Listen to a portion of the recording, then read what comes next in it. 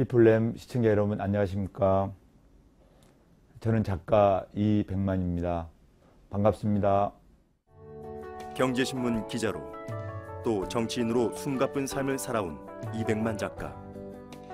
일반 사람보다 화려하다면 화려한 인생을 살아온 그가 정치를 하라는 주변의 권유를 만류하고 진정한 나를 찾기 위해 돌연 캄보디아로 떠났다.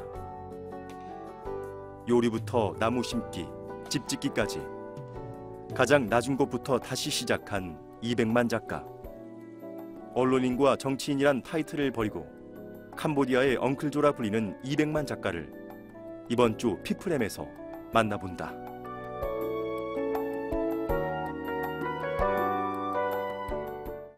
예, 이제 저는 그 세상적 잣대로 보면은 성공한 삶을 살았다고 할 수 있습니다. 저는 그걸 부인할 수 없고요. 그렇지만 그게 나한테 행복했냐, 그만큼 행복했냐, 불행하다는 뜻은 아닙니다. 그것은 아니라고 봐요.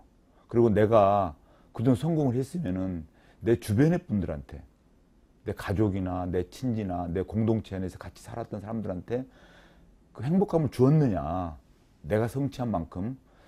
저는 그 부분에 대해서 굉장히 회의감을 느끼게 됐고 앞으로는 좀 보람되게 살아야 되겠다, 이런 생각을 하게 됐고, 그러려면 나의 성찰이 필요하다, 나의 진정한 자아를 찾아야 되겠다 해서 이제 캄보디아를 가게 됐고, 캄보디아는 방식으로 제가 뭐 배낭 메고 배낭여행 가는 것은 좀 사치스럽고 해서 자원봉사자, 그 장애인들과 같이 살아야 되겠다, 그래야 나를 알 수 있을 것 같아 해서 자원봉사자를 자원해서 간 거죠.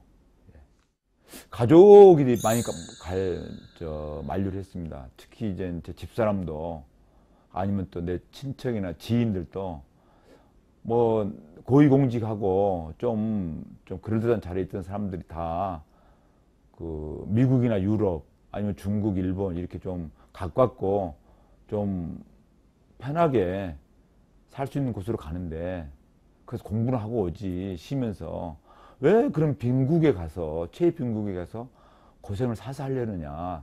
당신 나이가 몇 살이냐. 사서 하는 고생은 젊어서 하는 건데, 이제 환갑 다 된 사람이 무슨 청승이냐 하고 이제 만류를 많이 했지만, 저는 그 미국이나 유럽 이렇게 좋은 곳에 가면은 제가 가려는 목적이 성취되지 않을 것 같았어요.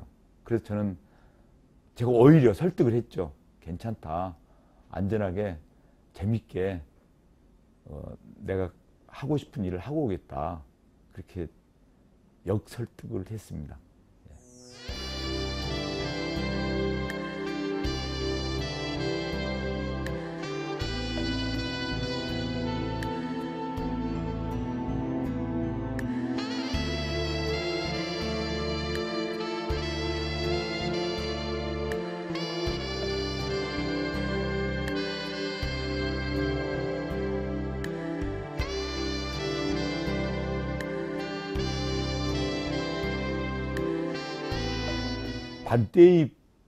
반떼 프리업이라는 그 기관이 장애인 직업 기술학교입니다. 장애인들한테 직업 교육을 시켜서 자활의 기틀을 마련해주는 그 특수 기관인데요.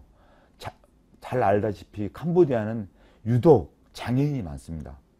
그 내전이 20년간 진행되면서 지뢰로 인한 그 신체 장애인들이 많고, 또 선천적 장애인도 많아요.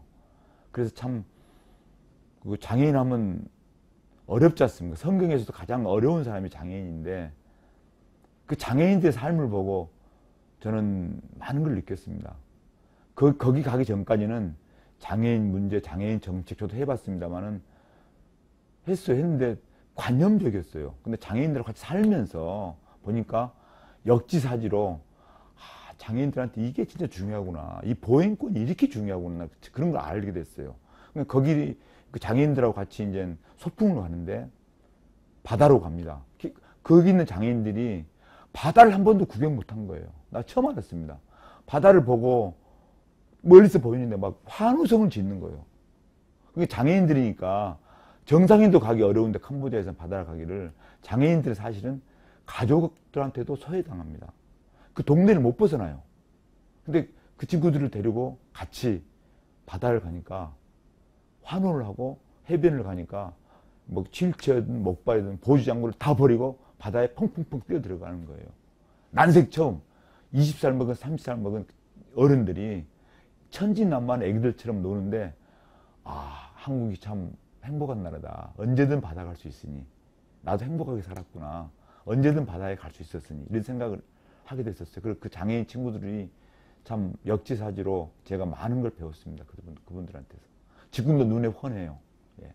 신체의 그 장애의 정도에 따라서 생활이 완전히 달라지더라고요. 그리고 거기서 이제 자활을 하는데 한쪽 팔이 없는 사람이 있어요. 그러면 양팔을 못 씁니다. 한쪽 다리가 없는 사람이 있어요. 양다리를 못 써요. 그러면 한쪽 팔이 없는 장애인과 한쪽 다리가 없는 장애인하고 같이 팀워크를 해놓으면 일을 다 합니다. 양발로 할 수 있는 것은 팔이 장애인 사람들이 하고 손으로 할 수 있는 것은 발 장애인들이 합니다. 그리고 둘이 팀워크를 짜놓으면은 정상인 2명이 할 수 있는 일을 거의 다 해요.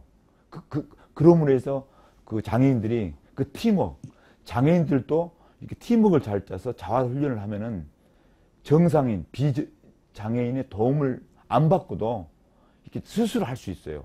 그래서 그 반떼 프리업의 그 자활 훈련은 굉장히 독특한데요. 모든 것을 장애인 스스로 하게 합니다. 그 시장에 가서 창거리 사오는 것 스스로 해야 돼요. 빨래하는 거 스스로 합니다. 밥하는 거 스스로 하고 설거지 스스로 하고. 이제 장애인들 경우에는 집에서는 아버지나 어머니나 형제가 해줬을 거 아니겠습니까? 거기서는 그걸 안 해요. 스스로 해라. 그래서 아침에 새벽에 경운기 타고 재래시장 가서 창거리를 사옵니다. 그래서 이제 장작대에서 불을 떼서 밥을 해요. 그리고 그 휠체어 타고 뭐 이렇게 몸이 불편하지만 그 불편한 몸으로 설거지를 하고 또 청소를 합니다. 풀도 뽑고 그런 훈련을 1년 동안 계속 반복시켜야 해요. 그분들이 고향에 가면은 이제 그 가족들의 큰 도움 없이도 스스로 할 수 있는 거죠. 그 훈련을 시킵니다. 그래갖고 훈련을 시키면은 그 훈련 시켜놓은 1년 시켜놔서 그냥 두는 게 아니라 반떼 프리업의 그 장점이 5년 동안 계속 관리를 해줘요. 적응을 하는가. 근데 그런 과정에서 아, 장애인 문제가 장애인만의 문제가 아니구나. 이게 비장애인들, 정상인들이 서로 이렇게 도와주고 하면은 그 참 좋은 공동체를 마련할 수 있겠구나 하는 생각을 직접 체험으로 느끼게 됐죠. 그게 참 인상적입니다. 그러니까 이제 애로사항이 좀 있었죠. 제가 거기를 간다고 하니까 거기 계신 그 관계자들이 처음에는 참 거부했습니다. 나이도 일단 많고 청와대 홍보수석이라는 고위공직을 하신 분이 여기서 험한 일을 할 수 있겠냐 그런 생각을 하셨던 것 같아요. 그래서 언뜻 수락을 안 하면서 미리 와서 일주일 동안 있어 봐라. 여기서 당신이 그렇게 하고 싶으면은 그래야 이걸 우리가 결정을 하겠다 해서 제가 본격적으로 그 가기 전에 일주일 동안 미리 갔었습니다. 일종의 그 사전 답사라 할까요? 사전 심사라 할까요? 받으러 갔어요. 저도 궁금하고 저도 사실은 할 수 있을까 하는 의구심도 들고요. 그분들도 좀 그랬고. 그래서 해보니까는 참 어렵겠다는 생각이 들더라고요. 그렇지만 해야 되겠다 해서 이제 했는데, 그리고 이제 갔어요. 오면서 내가 만약에 여기서 자원봉사를 하게 되면은 내 이름을 불러주지 말아주시오. 그 한국 사람들 많이 오거든요. 청와대 홍보수석에 딱 가면은 사람들이 달리 볼 거란 말이에요. 아무래도 뭐 이상하게 볼 수 있고, 그리고 특히나 노무현 대통령 홍보수석에 딱 가면은 또 뭐 여러 가지를 물어볼 거예요. 그러면 내가 그쪽에 자원봉사를 하면서 그 성취하고자 했던 목적하고 다른 효과가 날 것 같았어요. 서로 부담되고.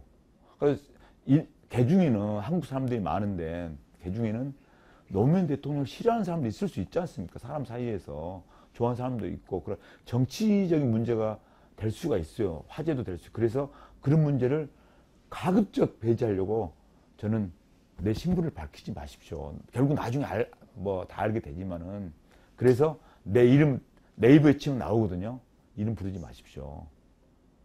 다른 이름을 해주십시오 했더니는 그 신부님이 제가 세례명이 뭐냐 하니까 요셉이다. 영어로는 조셉이거든요.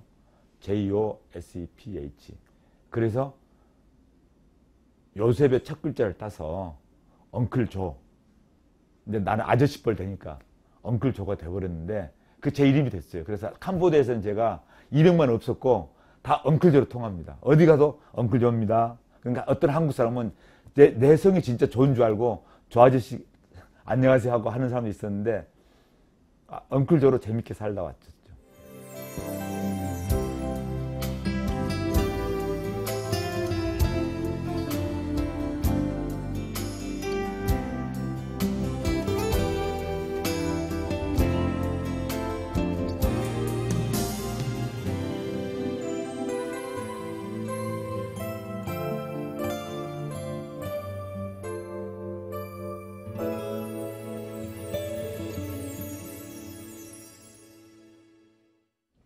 좌우명, 저는 특별히 사실은 뭐 좌우명이라는 건 없습니다만은 우리 집에 뭐 어떤 집에 가면 좌우명, 가훈 같은 거 걸어놨지 않습니까?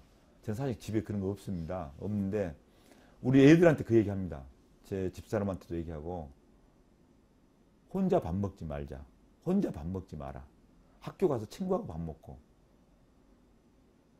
친척하고 밥 먹고 혼자 밥 먹는 거 애로운 거다. 그 재미없는 거다. 불가피하게 혼자 먹을 때가 있겠죠.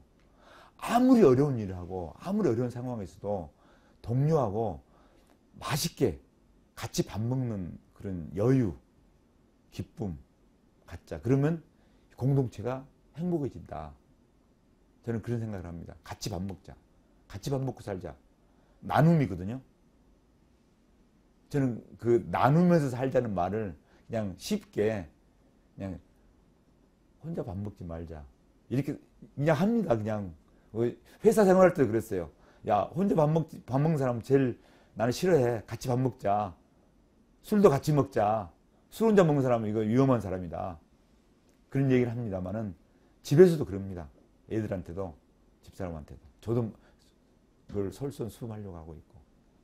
저는 그 자원봉사하면서 느꼈던 것 중 하나가 한국에서 온 대학생들도 있었고요. 프랑스에서 온 대학생도 있었고 현지인 대학생도 만났습니다. 그 대학생 자원봉사자들을 만나고 같이 이제 나는 아버지 뻘 되는 사람하고 친구처럼 살면서 느꼈는데요. 저는 그 얘기를 합니다. 직장 생활할 때도 마찬가지였습니다. 호기심과 상상력을 길러라. 거기서 꿈이 나온다. 호기심이 없으면 뭔 재미로 사냐 이거야. 역사에 대한 호기심, 세상에 대한 호기심, 사람에 대한 호기심. 호기심이 있어야 재밌어진다. 호기심이 없으면 그건 죽은 생명체다. 또 하나는 상상력을 길러라. 상상력을 길러야 꿈이 나옵니다. 꿈은 그 상상력에서 나오거든요. 그래서 호기심과 상상력, 그걸 자양분해해서 꿈을 가져야 된다.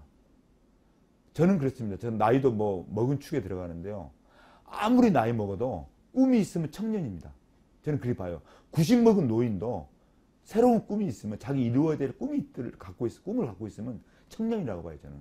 그렇지만은 아무리 젊은 청년도 꿈이 없으면 청년이 아닙니다. 노인이라고 봐요. 그래서 우리나라는 청년 실업인이 이런 문제로 상당히 좀 피곤하고 어려운 상황인데, 그럴수록 호기심을 갖고 꿈을 가지면은, 상상력을 발휘하면은 길이 열리리라고 봐요. 저는 목표라기보다는 그 책에서도 썼습니다만은 신학 공부를 좀 하려고 합니다. 그래서 이 공동체 운동, 함께 살아가는 공동체 운동에 좀 참여하고 싶고요. 제가 경제학을 전공해서 기자는 경제부 전문기자, 경제 전문기자로 살았고, 또 청와대에서 생활하면서, 그리고 또 정치운동을 하면서 그 정치학 영역에 살았는데, 신학의 영역에 살면서 그쪽 분야의 그 공동체 운동, 국내에도 물론 활발하게 이루어지고 있습니다만은 해외에서도 많이 이루어지고 있고, 국내와 국외가 서로 네트워크를 통해서 이게 연결되어 있는데, 거기서 그 나눔을 좀 실천하고 싶습니다. 그동안 서두에서도 뭐 질문을 받았습니다만은 저는 사실은 복을 많이 받고 살았어요. 제가 노력한 것 이상으로 복을 많이 받고 은혜를 많이 받았는데 그걸 이제는 좀 나보다도 적게 받은 사람들한테 평균적으로 적게 받은 사람들한테 내가 좀 베풀어야 되지 않겠는가. 앞으로 이젠 60 이후에는 그런 생각을 합니다. 그래 한 10년간 줄잡아 이젠 활동할 수 있는 기간이 저한테도 자연적 나이가 있기 때문에 많지는 않다고 봐요.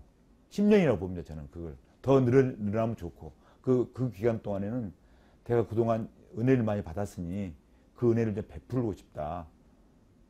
그런 마음으로 준비를 하려고 합니다. 한 2, 3년 준비하고 하다가 국내든 국외든 그렇게 활동하는 분들이 의외로 많습니다. 그런 활동을 하시는 분들이 같이 좀 어깨동무하면서 하려고 합니다.